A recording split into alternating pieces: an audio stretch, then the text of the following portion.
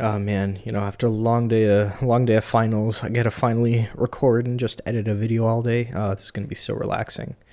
Let's get this started. And it's weird. The puzzle seems to be off screen. That's weird. Maybe it gets better later on. Oh. Oh no.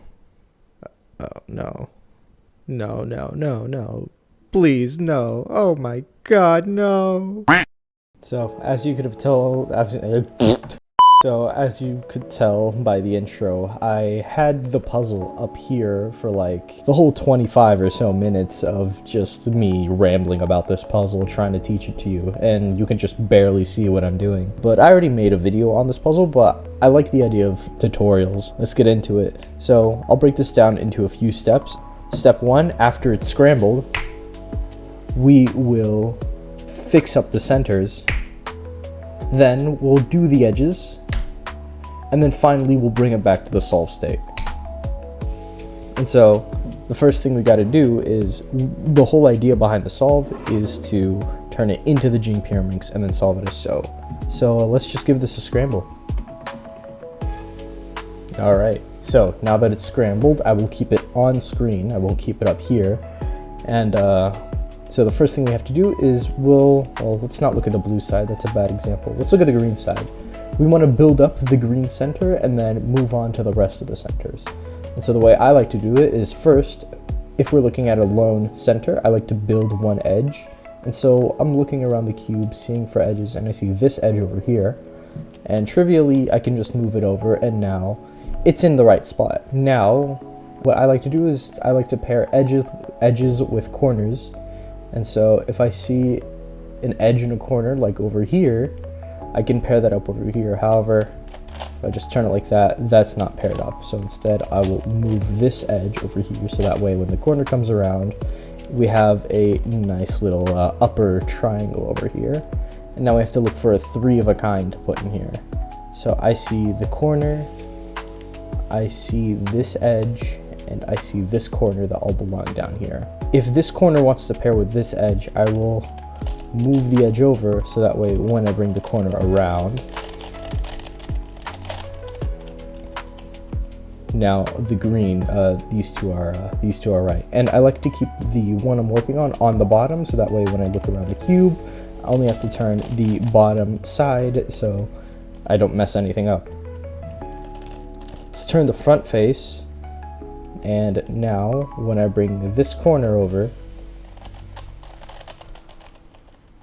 I have this 3 of a kind, and now I want to see if this is in the right spot, and it is. So that way when I turn this up, we have our first center down. So now I have to work on the other 3 centers, and I will keep this one on the bottom, so that way when I'm working with the other ones, I'll know it. I'll know I won't be messing up the one on the bottom. Now what I want to do is, I have this blue center, and there's this blue edge over here, and now I want to look for another blue edge and blue corner to pair up. So I see there's this blue corner, and there's this blue edge.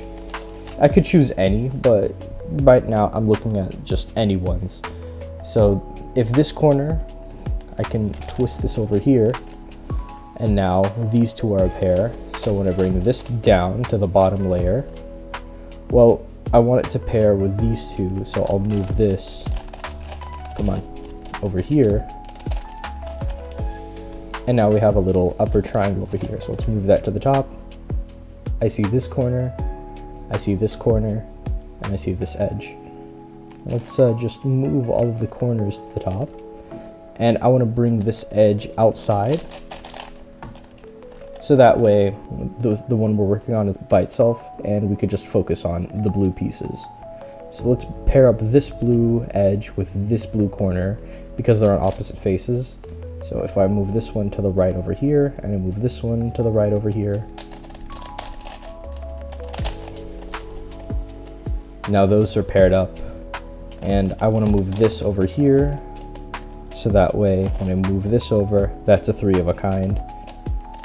Now when I move this over, the 3 of a kind is on the bottom. So when I move this over, the 3 of a kind is on the top. And wow, we actually have a really rare case. So before we get started, I want to show how to do the base case. So give me 1 second.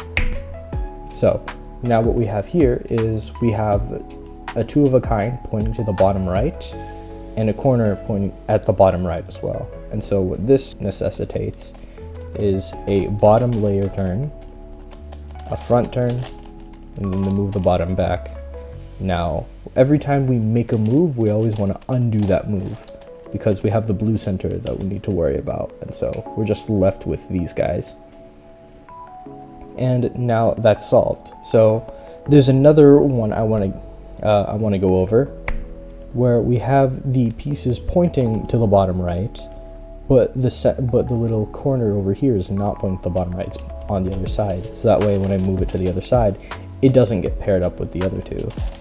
And the way we go about this is we move this to the bottom, we bring that corner over here, we move the corner to the right side, and then finally we move this back up, and we know how to do this.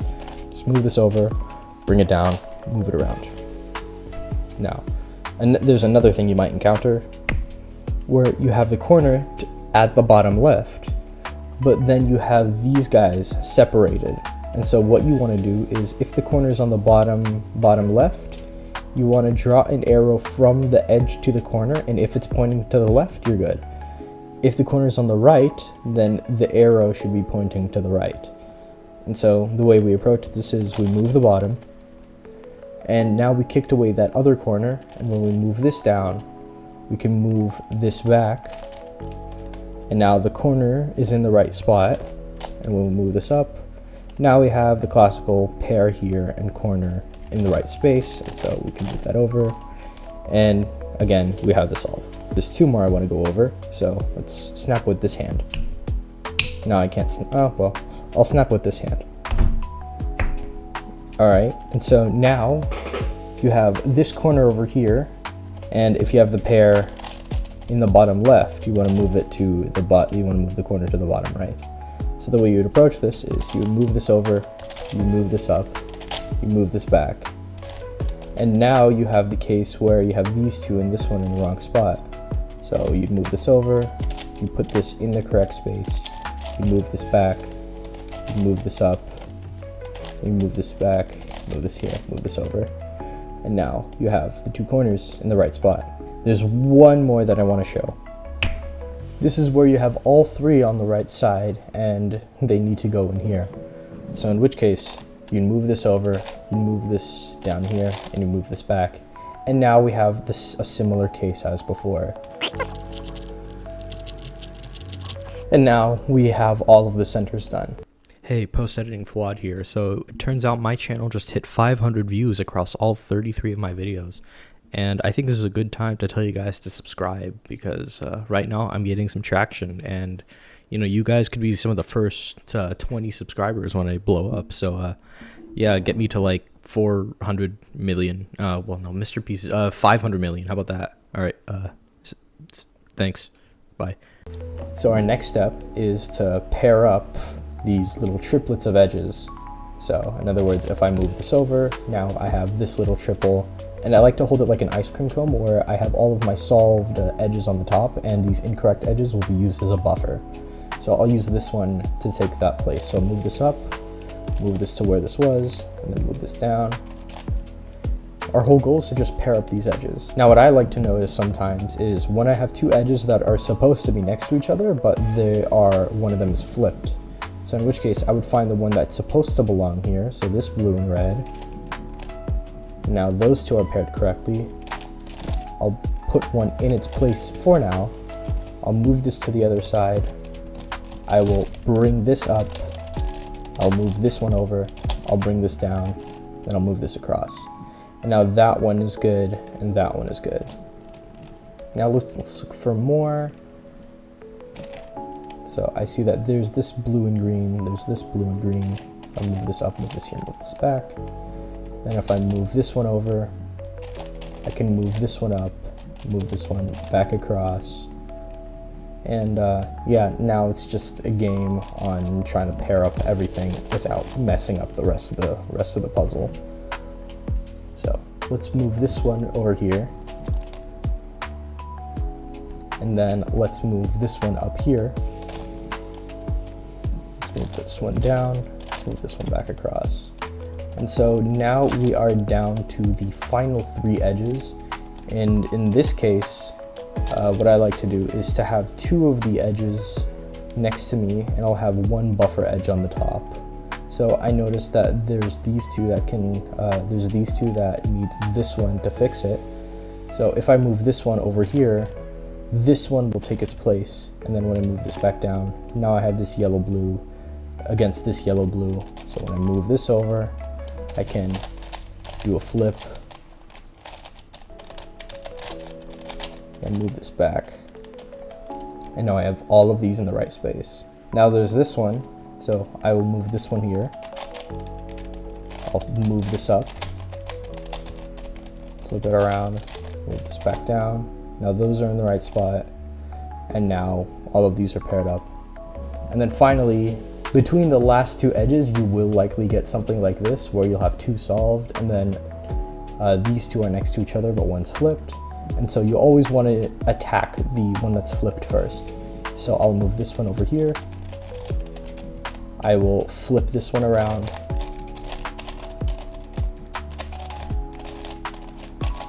And then I'll move this one back. And now both edges are solved.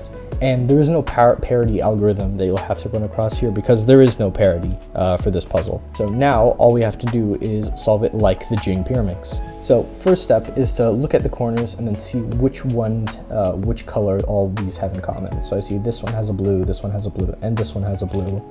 So that means this must be the blue side.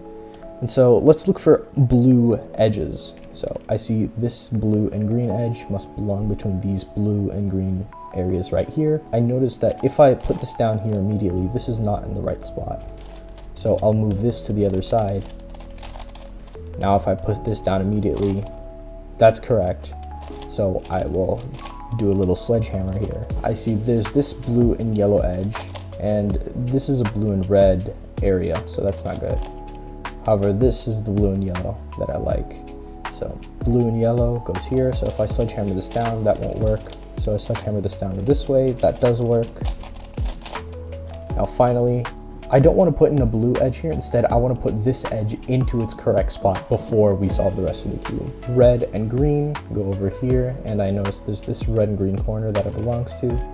So if I move the red and green, let's say this way, the red and green does not line up over here. However, if I move it to the other side, now it does line up, and then I can undo that last move. Next, I see this yellow and green belongs over here. If I move this up, that's not right. But if I move this up over here, that's correct. So I'll swing this over and move this back down. Finally, you will likely get something like this, where the last 2 edges are in the correct space, but they will need to swap. And sometimes you won't have something like this, but in which case you would just do a down, down, up, up maneuver on the front face like this with your right hand, and then you would rotate counterclockwise, and you would start with the left hand this time. And now all of the edges are in place, and now all you have to do is take care of these big centers here. And the way you do that is you would look at one of them such that the one in front of you and the one on the bottom need to swap. And so you would do 2 down, down, up, up maneuvers.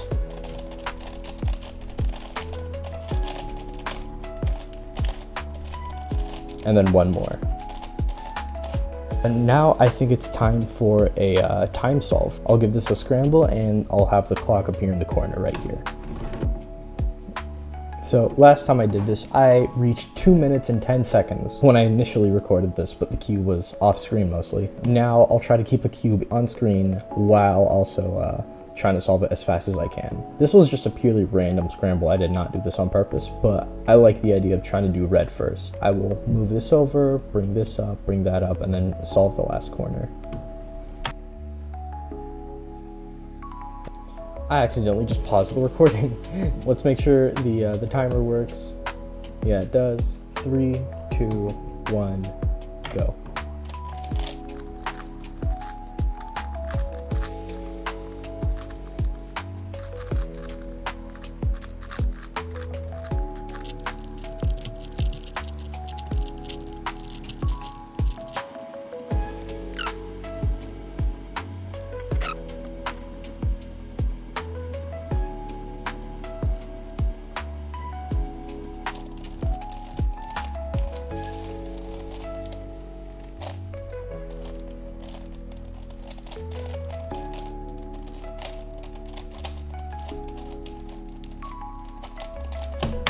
Wow, that was awful. I had no idea how I did it so fast the first time. Ah, man. Well, that's gonna... At least it was on screen, so that's... If anything, this counts as this counts more. But yeah, this is a really fun, actually pretty satisfying solve. I would have this on my desk just permanently before I moved for university. But yeah, thanks for watching.